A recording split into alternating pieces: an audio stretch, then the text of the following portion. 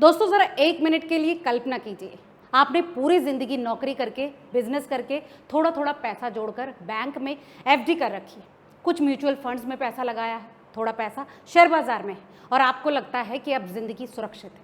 लेकिन अचानक दुनिया के सबसे बड़े निवेशक चेतावनी देने लगे कि बहुत बड़ा फाइनेंशियल क्रैश आने वाला है, डॉलर कमज़ोर पड़ सकता है, स्टॉक मार्केट टूट सकता है और आने वाले समय में वही लोग बचेंगे जिनके पास गोल्ड, सिल्वर और रियल एस्टेट होंगे। तो क्या होगा? सोचिए, अगर दुनिया की सबसे ताकतवर करेंसी डॉलर पर भरोसा डगमगाने लगे, अगर सरकारें इतना कर्ज ले लें कि उन्हें अपना सिस्टम बचाने के लिए लगातार पैसा छापना पड़े, अगर महंगाई इतनी बढ़ जाए कि आपकी बचत की कीमत धीरे धीरे खत्म होने लगे, तो आम आदमी क्या करेगा? शायद यही वजह है कि इन दिनों पूरी दुनिया में फाइनेंशियल रीसेट शब्द तेजी से चर्चा में है और इस बहस को एक बार फिर से हवा दी है मशहूर किताब रिच डैड पुअर डैड के लेखक रॉबर्ट कियोसाकी ने, जिन्होंने दावा किया है कि आने वाले समय में गोल्ड $1,00,000 प्रति आउंस तक जा सकता है और सिल्वर $200 प्रति आउंस के स्तर को छू सकती है। अगर भारतीय रुपए में हिसाब लगाएं तो सोना लगभग 3 करोड़ रुपए प्रति किलो के आसपास और चांदी 5 लाख प्रति किलो तक पहुंच सकती है। अब पहली नज़र में ये सुनने में किसी फिल्मी डायलॉग जैसा लगता है, लेकिन जब आप दुनिया की मौजूदा आर्थिक हालात को ध्यान से देखते हैं तो समझ आता है कि आखिर ऐसे दावे क्यों किए जा रहे हैं। क्योंकि इस वक्त दुनिया कई बड़े संकटों के बीच फंसी हुई है। अमेरिका पर कर्ज लगातार बढ़ रहा है।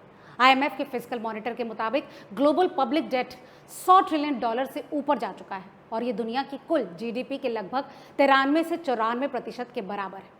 अमेरिका अकेले $36 ट्रिलियन से ज़्यादा के कर्ज में पहुंच चुका है। जापान का भी डेट टू जीडीपी रेशियो 250% से ऊपर है। वहीं चीन की इकोनॉमी प्रॉपर्टी क्राइसिस और स्लो ग्रोथ से जूझ रही है। यूरोप में ग्रोथ लगभग ठहरी हुई है। जर्मनी जैसी इंडस्ट्रियल ताकत भी मंदी के दबाव में दिखाई दे रही है। इस सबके साथ साथ Russia Ukraine war, Israel Iran तनाव, रेड सी क्राइसिस और ताइवान को लेकर बढ़ती जियोपॉलिटिकल टेंशन ने ग्लोबल सप्लाई चेन को लगातार अस्थिर बना रखा है। ब्लूमबर्ग, रॉयटर्स और फाइनेंशियल टाइम्स जैसी एजेंसियां अब लगातार रिपोर्ट कर रही हैं कि दुनिया के बड़े सेंट्रल बैंक्स रिकॉर्ड मात्रा में गोल्ड खरीद रहे हैं। वर्ल्ड गोल्ड काउंसिल की रिपोर्ट की माने तो 2022 और 2023 में सेंट्रल बैंक्स ने दशकों की सबसे बड़ी गोल्ड बाइंग की है। खासकर चीन, रूस, भारत, टर्की और कई ब्रिक्स देशों ने तेजी से अपने गोल्ड रिजर्व्स बढ़ाए हैं। अब सवाल यह है कि आखिर सरकारें खुद इतनी तेजी से सोना क्यों खरीद रही हैं? क्योंकि दुनिया धीरे धीरे एक ऐसे दौर में प्रवेश कर रही है जहां सिर्फ डॉलर पर निर्भर रहना कई देशों को जोखिम भरा लगने लगा। ब्रिक्स देशों के बीच लोकल करेंसी ट्रेड की चर्चा एक बार फिर से तेज हुई। चीन और रूस पहले ही कई एनर्जी डील्स डॉलर के बजाय दूसरी करेंसी में कर चुके हैं। भारत भी कई देशों के साथ रुपी ट्रेड मैकेनिज्म पर काम कर रहा है। यानी दुनिया के कुछ बड़े देश अब डॉलर डोमिनेंस को चुनौती देने की कोशिश कर रहे हैं। हालांकि डॉलर अभी भी दुनिया की सबसे ताकतवर रिजर्व करेंसी, लेकिन यह भी सच है कि पिछले कुछ सालों में सेंट्रल बैंक्स के बीच गोल्ड का महत्व तेजी से बढ़ा है और यही वजह है कि गोल्ड को फिर अल्टीमेट सेफ एसेट की तरह देखा जा रहा है। दोस्तों, इतिहास गवाह है कि जब भी दुनिया में बड़ा आर्थिक डर पैदा हुआ, लोग गोल्ड की तरफ भागे। याद कीजिए कि जब 2008 फाइनेंशियल क्राइसिस में लेमन ब्रदर्स कोलैप्स हुआ तो दुनिया भर के स्टॉक मार्केट्स टूट गए, लेकिन कुछ ही समय बाद गोल्ड ने बड़ी तेजी दिखाई। कोविड पैंडेमिक के दौरान पूरी दुनिया लॉकडाउन में चली गई, लाखों करोड़ डॉलर के स्टिमुलस पैकेजेस जारी हुए और उसके बाद गोल्ड ने नया हाई बनाया। रशिया यूक्रेन वॉर शुरू होते ही निवेशकों ने एक बार फिर से सेफ हेवन एसेट्स की तरफ रुख किया, क्योंकि संकट के समय लोग ऐसी चीज चाहते हैं जिसकी वैल्यू सरकारों की पॉलिसीज पर पूरी तरह से निर्भर न हो, और गोल्ड हजारों सालों से इसी भरोसे का प्रतीक रहा है। यही वजह है कि रॉबर्ट कियोसाकी जैसे निवेशक अब लगातार कहते हैं कि कैश इन ट्रैश, यानी अगर सरकारें लगातार पैसा छापती रहेंगी तो करेंसी की वैल्यू कमजोर हो सकती है और तब हार्ड एसेट यानी गोल्ड, सिल्वर, लैंड और कुछ हद तक बिटकॉइन जैसी चीजें ज्यादा मजबूत बन सकती हैं। लेकिन दोस्तों, यहाँ एक और बड़ा सवाल है, क्या दुनिया सच में फाइनेंशियल रीसेट की तरफ बढ़ रही है? फाइनेंशियल रीसेट का मतलब क्या है? इसका मतलब है एक ऐसा बड़ा बदलाव जहां मौजूदा फाइनेंशियल सिस्टम पर से भरोसा कमजोर पड़ने लगे, जहां लोग ट्रेडिशनल बैंकिंग और फिएट करेंसी से हटकर रियल एसेट्स या फिर ऑल्टरनेटिव सिस्टम की तरफ जाने लगे। आज दुनिया में कई ऐसे संकेत दिखाई दे रहे हैं, जैसे बढ़ता डेट, लगातार मनी प्रिंटिंग, बैंकिंग सिस्टम पर दबाव, जियोपॉलिटिकल फ्रेगमेंटेशन और डिजिटल करेंसी रेस।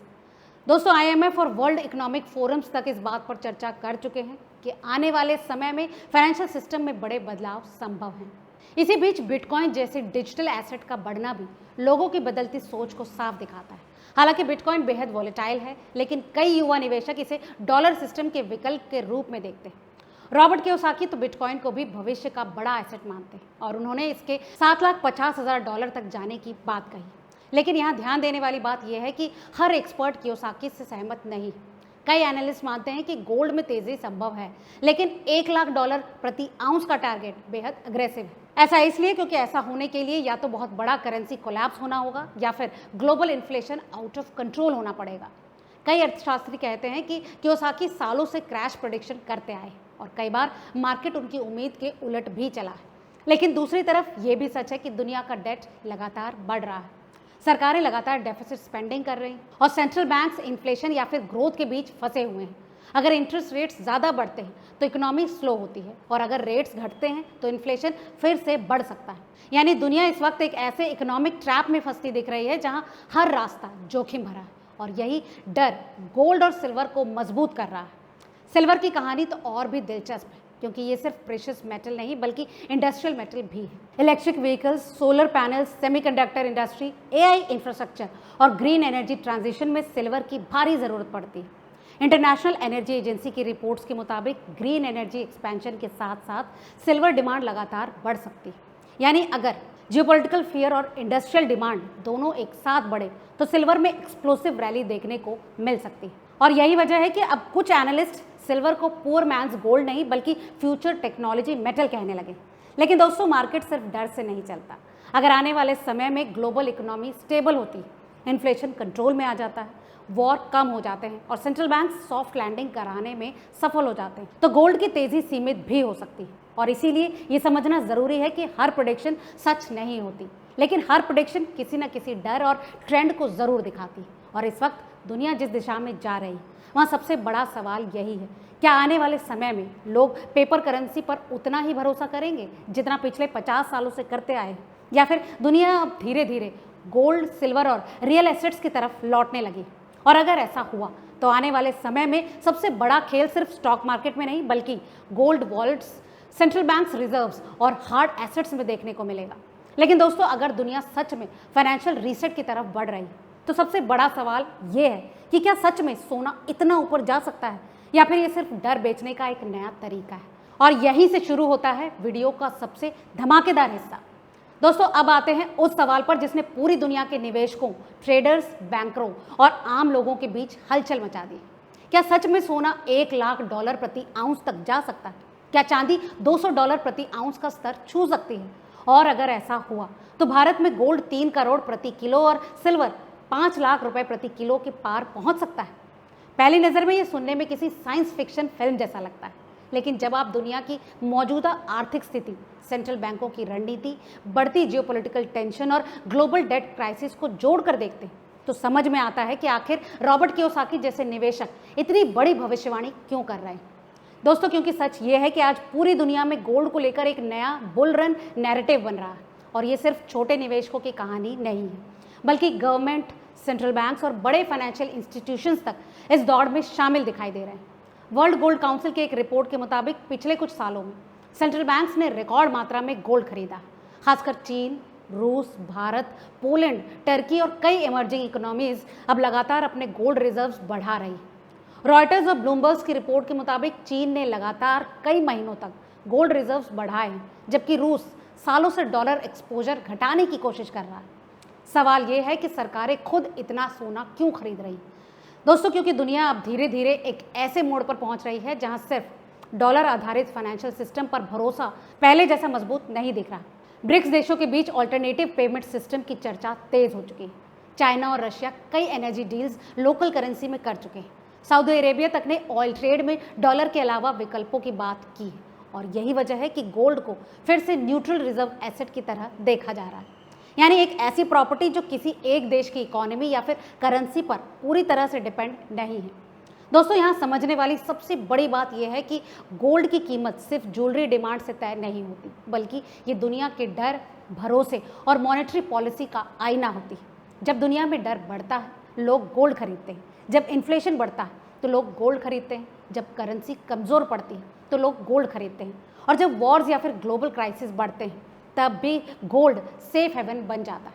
और यही वजह है कि 2008 फाइनेंशियल क्राइसिस के बाद गोल्ड में बड़ी तेज़ी आई। अब सबसे बड़ा सवाल ये नहीं है कि गोल्ड कल कितना जाएगा, बल्कि सवाल ये है कि दुनिया का भरोसा किस तरफ जा रहा है। क्या लोग आने वाले समय में गवर्नमेंट्स और पेपर करेंसी पर उतना ही भरोसा करेंगे जितना पिछले दशकों में करते आए, या फिर दुनिया अब धीरे धीरे गोल्ड, सिल्वर, बिटकॉइन और रियल एसेट्स की तरफ लौट रही? क्योंकि इतिहास बताता है कि जब भी फाइनेंशियल सिस्टम पर से भरोसा कमज़ोर हुआ तब हार्ड एसेट्स की ताकत बढ़ती है। और शायद यही वजह है कि आज दुनिया के सबसे बड़े निवेशक, सेंट्रल बैंक्स और गवर्नमेंट्स गोल्ड वॉलेट्स भरने में लगे हुए हैं। लेकिन दोस्तों, अगर आने वाले समय में सच में फाइनेंशियल रीसेट जैसा कोई बड़ा बदलाव आता है तो सबसे बड़ा सवाल अब आपके लिए, आपकी बचत कहाँ सुरक्षित है? बैंक में, स्टॉक मार्केट में, प्रॉपर्टी में, या फिर गोल्ड और सिल्वर जैसे रियल एसेट्स में? क्योंकि आने वाला दशक सिर्फ टेक्नोलॉजी रेवोल्यूशन का नहीं बल्कि ट्रस्ट रेवोल्यूशन का भी हो सकता है। दोस्तों, आपको क्या लगता है? अपनी राय हमें कमेंट करके ज़रूर बताएं और ऐसे ही तमाम और डीप एनालिसिस के लिए देखते रहिए रिपोर्टर जी। मिलते हैं अगले ऐसे ही काम के अपडेट के साथ। बहुत बहुत शुक्रिया।